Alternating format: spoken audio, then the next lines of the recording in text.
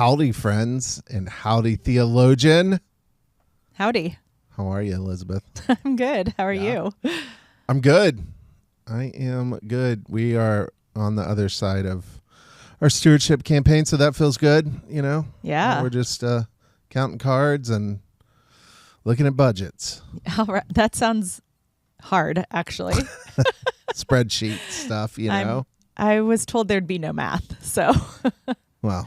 I was lied to. There's so much math in ministry. I didn't take one math class in seminary. Yeah, I know. But I did take a lot of theology classes. Yeah. So that's my comfort zone. Appropriate to talk about that here. Before we get into today's theme, I got an email this morning.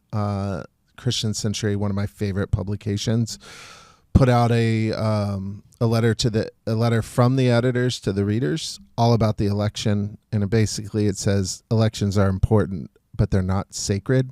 And so just a follow-up to our conversation about faith and politics. Also wanted to let you know we'll link that in the show notes. It's just a good read. Early voting has started here in Dallas County, in the state of Texas. I have not yet voted. This is day 2 of early voting. I will vote this week. Yeah, same. Have you voted? No, I have not. I heard the lines were super long yesterday. Really? Yeah. And all the early voting places. That's good news. I know. Everyone go vote. What are we talking about today? Violence. Yeah. We're talking about violence. Okay. Violence, scapegoating, and what's our theological response to it all? Yeah. There is a lot of theological work around violence, I think. No doubt. I mean, our scriptures alone raise some really significant questions about violence and what the role and purpose of violence is and how it does or does not fit within our theological frameworks and how we understand who God is and who we are and what our response to God should be. I can't wait to talk about it. And we're going to solve it in this episode for sure. Are we? Well, you know. I feel like it's an easy solve, but I guess we can talk about that. Well, I guess, yeah, we will. It did remind me, though, of one of my favorite movie scenes of all time, the great Samuel L. Jackson in Pulp Fiction. Have you seen it? I have seen Pulp Fiction. All right. Yeah. Dexter, play it. You read the Bible, Brett? Yes. Well, there's this passage I got memorized. Sort of fits this occasion. Ezekiel 25:17. The path of the righteous man is beset on all sides by the iniquities of the selfish and the tyranny of evil men. Blessed is he who in the name of charity and goodwill shepherds the weak through the valley of darkness, for he is truly his brother's keeper and the finder of lost children. And I will strike down upon thee with great vengeance and furious anger those who attempt to poison and destroy my brothers. And you will know my name is the Lord when I lay my vengeance upon thee. I don't want a fake fix. I just want the real thing. I don't want a fake fix. Is Quentin Tarantino one of the best directors of all time? Oh, I have no idea. Oh. Do you have a... I don't think I can positively say yes or no to that question. Do you have a favorite Quentin Tarantino movie? I don't even know which ones he directed. Wait, who directed the Kill Bills? Quentin Tarantino. That's what I thought. Okay, those are my favorite. I like those more than Pulp Fiction. All right. Violence. Speaking of violence, Kill Bill. Kill Bill. Yeah. But there was something like comical, and I don't mean like just funny, like comic-esque, like comic almost book. like satire. Right? Yeah, about the violence that is depicted in the Kill Bill movies. Yeah. But those are good. That's a good, actually, narrative, too, of how we interpret or value or use violence to achieve what we believe is actually good. Mm-hmm. And that's like a huge issue. I mean, that's a huge issue. That's like how we justify violence. Yeah, the justification of violence. Yeah, no doubt. To accomplish something that we think is actually good. And that, I think, is what is raised over and over again in Scripture as well. And there are so many different kind of mindsets, I think, that approach violence in Scripture. And I don't know. I just think it's complicated. Well, yes, it is complicated, but how are you defining violence then? Because I think that it really starts there, right? Well, so the definition of violence is a force used to inflict injury or damage. And I would say primarily it's a physical force. But I also think that obviously there can be like our words can be violent and inflict emotional damage or injury, right? Emotionally. And I think there can be spiritual violence, and there can be other conducted by humans, not correct. Yes. Yes. We're saving that one for next episode. Yeah. Yeah. Conducted. Yeah. All kind of sourced from humanity. Yeah. Right. Humans who choose violence. Right. And I think it's interesting, like the root words of our current word violence are linked to words like vehement and forcible, like old, like French and Latin, and then also related to the word for violation, which is to pursue something with vigor or desire. And it's connected to root words for like power and force and energy.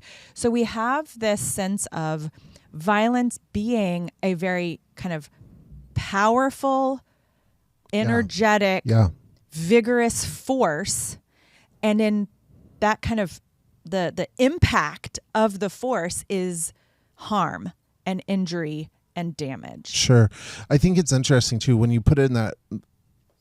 I'm really appreciative of that because when you put it in that way, because I often think like violence is sort of, I extract it out and sort of put it in its own category. And I think about violence differently than I think about a lot of other sort of actions that we do as humans. And certainly that container, the violence container, has grown over time as I've changed my views on violence or expanded my understanding of violence. But there is a way to really kind of that. I think there's a way to sort of look at violence that doesn't sort of separate it from other sort of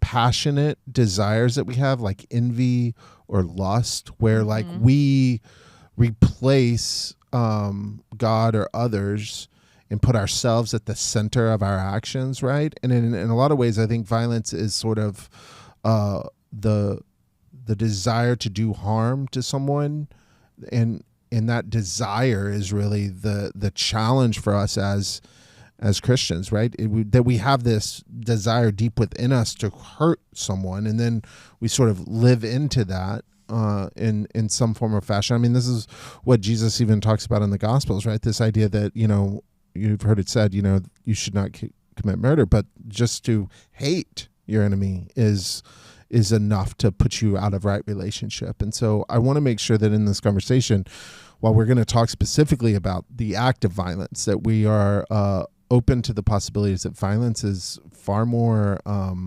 palpable far more prevalent. Yeah. Thank you. What's that P word? Far more prevalent in our daily lives than we often want to admit. Well, I think you're right. I think there is the desire to cause harm is a violent desire. And also violence can happen even without our intent. So the impact can be violent. Our actions, even without a desire to harm, can be violent and can result in violent, a violent situation, or can result in harm and damage. Sure. Even if we don't intend that. And so I think that one is a really interesting question. Like, to what extent are we, and that's where I think, again, it comes down to our self-awareness and our willingness to engage in this kind of conversation where we're really thinking through, wow, I didn't mean to cause violence, but I did. So what is my role in that? How do I respond from a faith, from my Christian faith perspective to that? And then also, my intent to cause harm and damage, even if I don't act upon it and don't actually do that. To what extent is that like violence against my own spirit and against my own relationship with God? I mean, when I hate someone else, that is a violent breakdown and damage to my relationship with God and self and neighbor. And so I do think that there's like multiple layers to how we can think about the way that we engage with violence. Sure, but I mean, like, what does that look like in your daily life? Like how, I mean, I understand the like connection, right? Like, yes, like impact versus, you know, what we intent. And I definitely agree that like we can participate in violence unknowingly and or like come to understand that retroactively or experience like a recognition that, oh my gosh, I can't believe I did that. That was some sort of violent act, right? Either with words or actions or whatever. But like I'm struggling to see, I don't know, maybe I'm being too kind to myself, but like I'm struggling to see like how I participate in violence in like daily or weekly living. Right, because you're like, I mean, I don't go around hurting people. Sure. But I think it goes back to like you said earlier that there was like this desire in us to cause harm to other people. Yeah, maybe I'm just more spiritually mature where I don't desire to harm people. Oh, you're so good and holy, Mitchell. Thank you. I just see. I am senior minister of First United Methodist Church of Dallas. I see you just so close to God right now. Do you? Yeah. There's a lot of cloud of unknowing happening. I'm not really sure what I'm looking at, but. Yeah. No, actually, I think that's really interesting because one of the writers who really is like considered kind of the father of like this theology of violence is René Girard, he's a French, historian and writer and thinker and critic and philosopher, theologian. And he really like engaged in philosophical anthropology, and so he's looking like historically at human behavior. Right. And he actually, and this is interesting, the desire to harm other people is actually not a root desire. That in and of itself is rooted in what he essentially plays out through, it's called mimetic theory, where mimicking is that part of that root word. Right.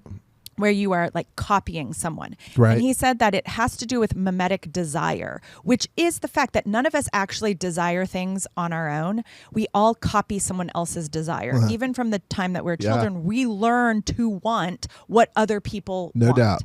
Right? And so because of that, whether it's, and it can even start like, we can like idolize someone or like want to be best friends with someone. Like we want what our friends want. Think of like, as like a teenager, how quickly you start dressing like your peers, right? And even now I can go to a school and see like unique. All the girls and all the guys literally all wear the same stuff.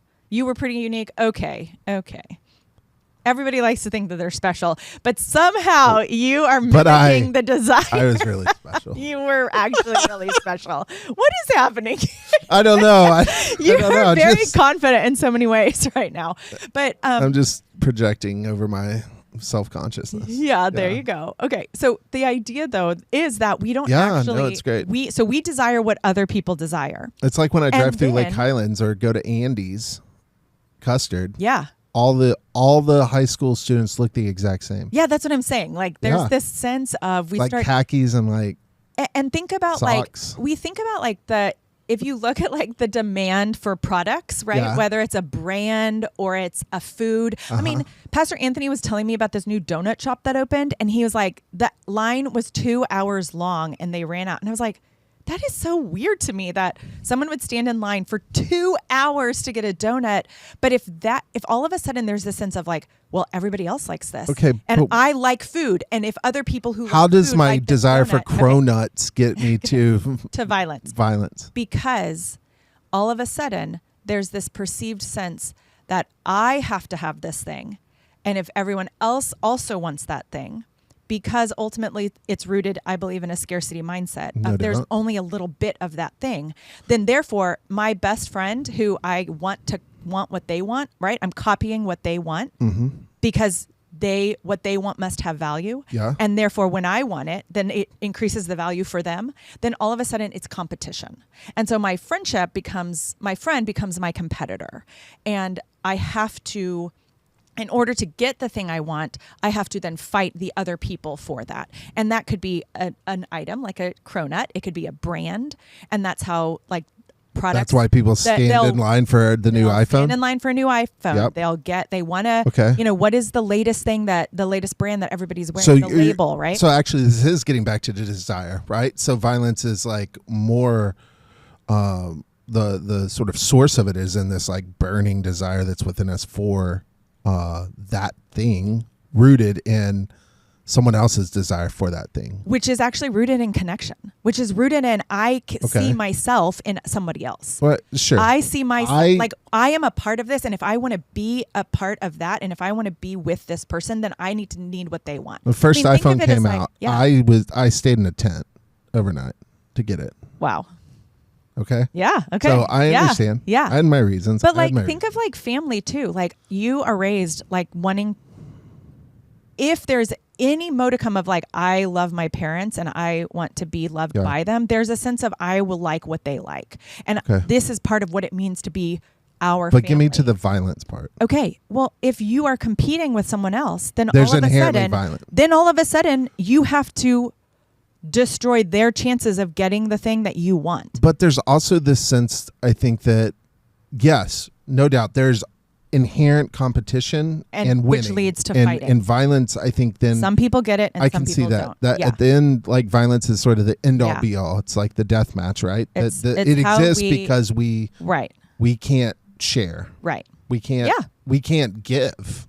We can't go without if someone has. Our mimetic like value has created such high stakes in what that thing is we want. Okay. That's really good. And there's the other part of being in a community, right? A society where we begin to copy each other and sort of project. Well, okay, so violence. here's what it says. Here's what the theory says. Essentially, if that was the case, if that's just where we end, right, with this like mimetic theory, then there would be no community ever, because every individual would ultimately be fighting with every other individual. Like it would just be constant chaos and fighting and violence and war, because we would all just, so there would be no connection. So what is it that then allows us to form connections? And that is by placing, instead of wrestling with our own desires and our and this notion of scarcity and this idea then of competition, instead of like really facing that, what we do is we start piling our tension, right? And this scarcity mentality, we start looking for who's to blame for it. The old scapegoat. Who can we blame for the fact that there's this scarcity mentality, that we have these competing desires?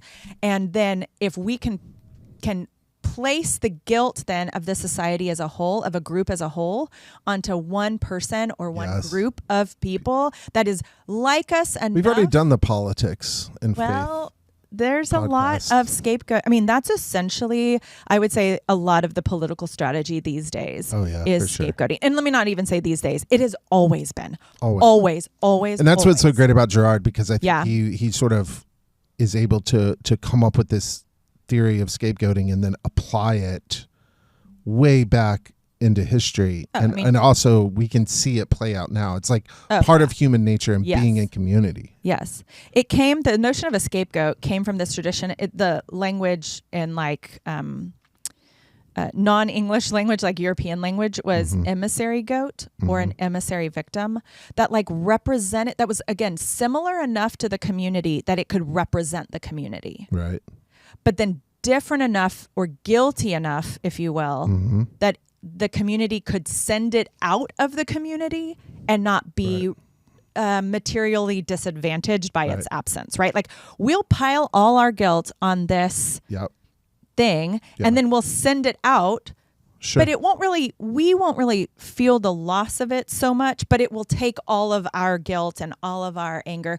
And so if we can direct it I mean, it's kind of like how coaches would be like really mean to a team to like bind the team together against the coach, right? Sure. So it's that concept of like, if we can kind of come together around a common enemy, then, and we can blame that enemy for all of our problems instead of facing them ourselves and working through them ourselves. Again, like recognizing notion of scarcity, notion of competition, these desires that we have. Why do we this have happens in like really big and small ways. It happens in really big and small ways. And there's this like just great clip that I think shows that really well. Okay. So let's play roll that. It. We see these big scapegoats throughout history. Jesus, the Holocaust. But scapegoats happen on a micro level all the time. Steve Bartman, the Cubs fan, who was scapegoated for causing the Cubs to lose. Sports teams that have a bad year, what's the go-to method to make everything better? You fire the coach. We look around in our workplace and we see people being scapegoated and fired. Scapegoats are made in the news media and in politics practically every day. You make a scapegoat and 24 hours later we need a new one.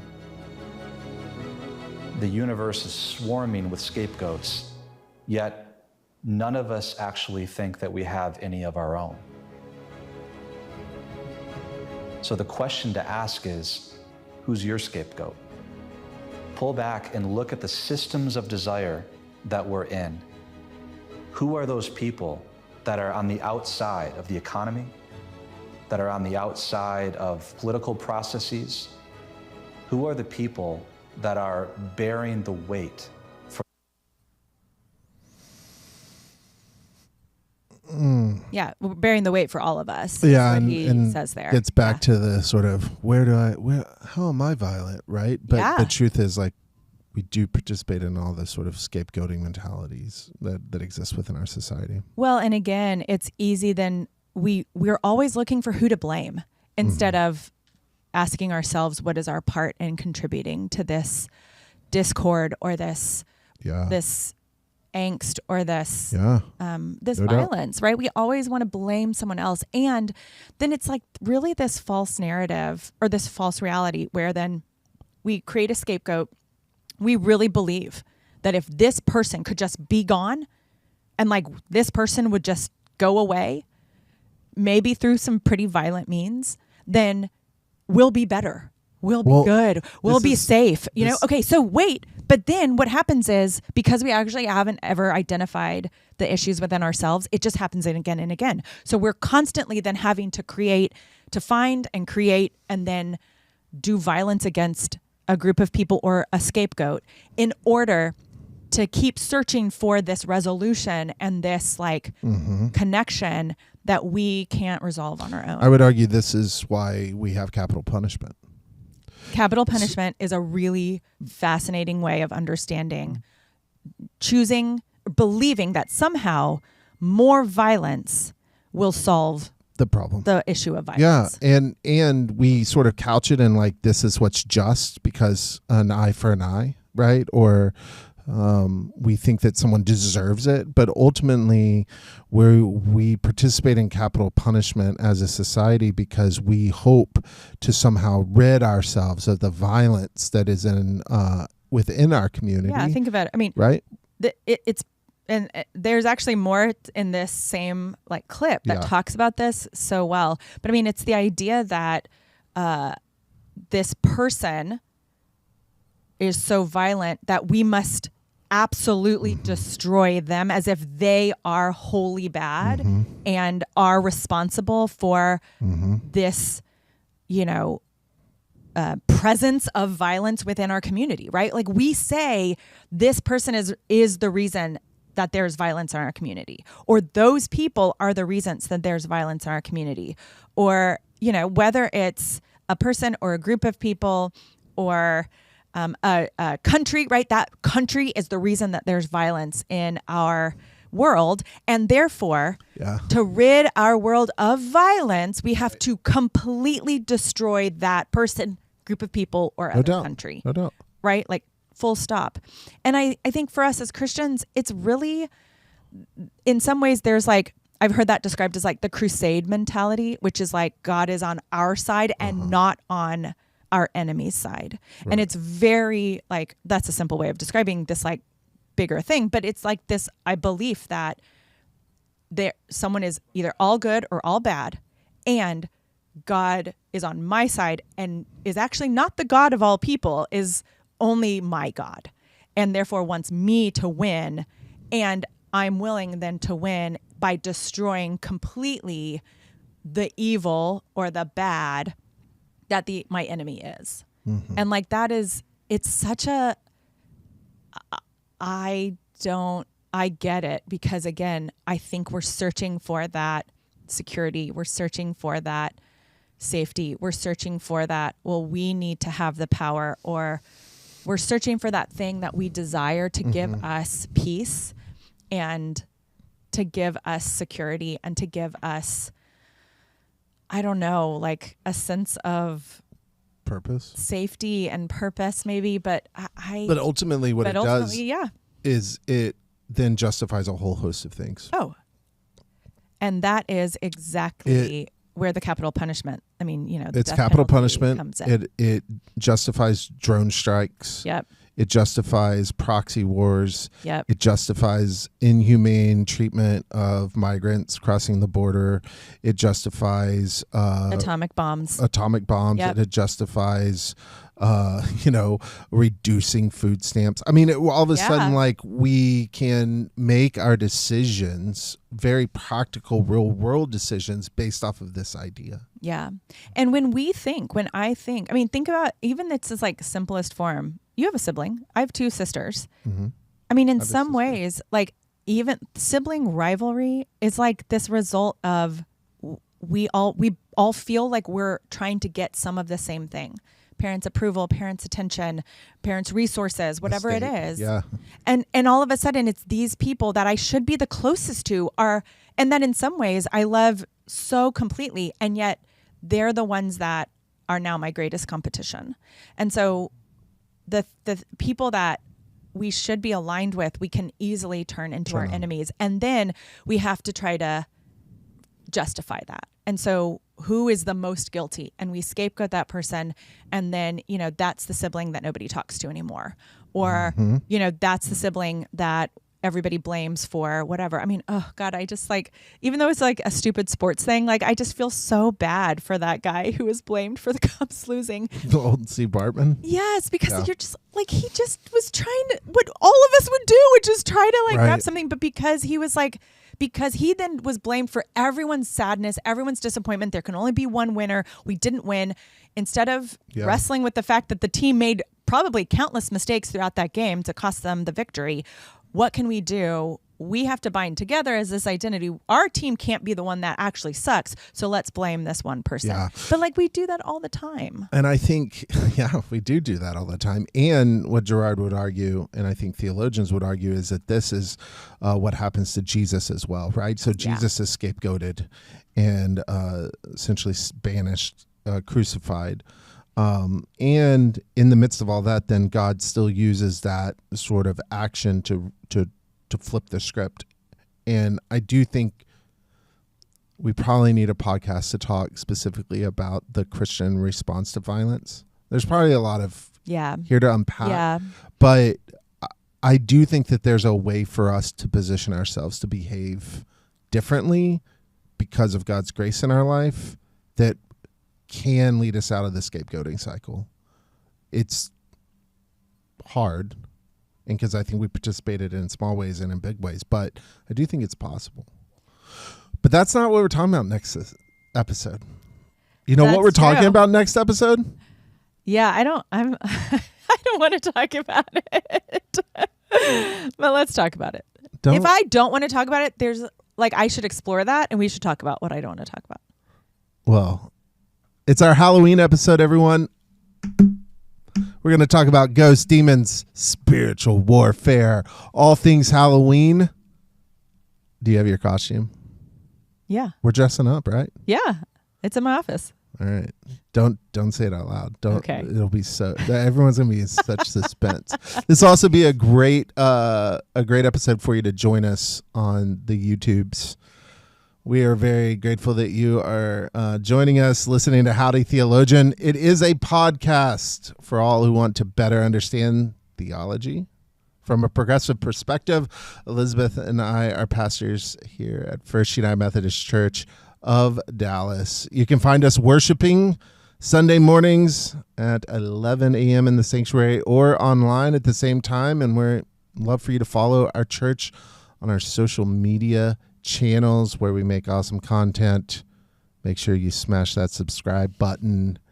Share this episode with your friends, and we will see you next week in costume. Maybe I'll be wearing a Kill Bill costume. Oh, there you go. Can't wait. All right. See you See you soon. then.